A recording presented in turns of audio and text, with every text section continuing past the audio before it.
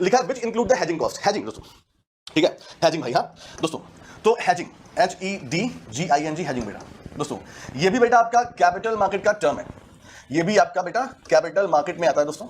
दोस्तों हेजिंग का मतलब बेटा क्या होता है, ठीक है, हेजिंग का मतलब क्या होता है, इसका मतलब टू रिड्यूस रिस्क बेटा, यानी जोखिम को बेटा कम करना, ठीक है, टू रिड्यूस रिस्क। दोस्तों अगर हम जाएंगे टॉपिक में डीप में बेटा, तो इसमें क्या बेटा आता है, इसमें डेरिवेटिव आ जाते हैं, फॉरवर्ड कॉन्ट्रैक्ट, फ्यूचर कॉन्ट्रैक्ट, ये सब आते हैं जो आपको अभी नहीं पढ़ना है, न इतना समय हमारे पास है।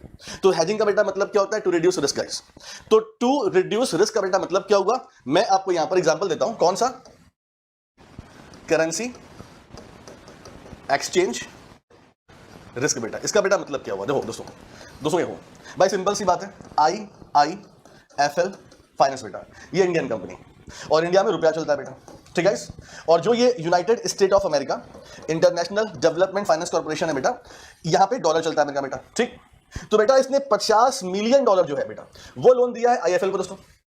अब बेटा कॉमन सेंस की बात है कि जो आपका IIFL है बेटा वो इंडिया में डॉलर चला नहीं पाएगा बेटा, यानी गाइस इसका मतलब क्या हुआ, इनको इस पैसे को भारत में रुपीस में कन्वर्ट करना पड़ेगा बेटा, ठीक है। फॉर एग्जांपल बेटा मान लो $1 के बराबर 50 रुपए हैं, फॉर एग्जांपल दे रहा हूं एग्जांपल, हाँ दोस्तों। तो अगर IIFL ने भाई उधार लिया, फॉर एग्जांपल अगर इसने $1 उधार लिया बेटा तो इंडिया में पड़ा 50 रुपए का दोस्तों, आपने $1 उधार लिया तो इंडिया में आप 50 खर्च कर पाएंगे। लेकिन दोस्तों मान लो ये उधार 5 साल का है और बेटा 5 साल के बाद $1 के बराबर दोस्तों 70 रुपए हो गया, ठीक है।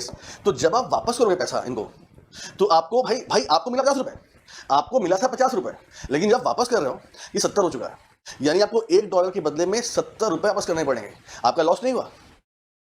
तो लॉस से बचने के लिए हेजिंग होती है। तो इनके बीच में आपस में कॉन्ट्रैक्ट हुआ होगा कि अगर करेंसी एक्सचेंज रेट बढ़ता है तो मैं लॉस ना हो, तो हेजिंग बेटा इसलिए यहां पर यूज हो रहा है। ये सब बहुत ज्ञान की बात है, तुम्हें कोई पढ़ाएगा नहीं और पढ़ाएगा तब जब आता होगा, है ना दोस्तों। तो यहाँ पे हेजिंग का मतलब क्या था बेटा, तो बेटा हेजिंग का मतलब था करेंसी एक्सचेंज रिस्क को अवॉइड कर देना। अगर भविष्य में बेटा करेंसी एक्सचेंज रेट बढ़ता है तो IIFL होम फाइनेंस उतने पैसे देगा पैसा, ये वही देगा बेटा जो कॉन्ट्रैक्ट हमारा हुआ था, मतलब जिस पे 50 रुपए में, ठीक है।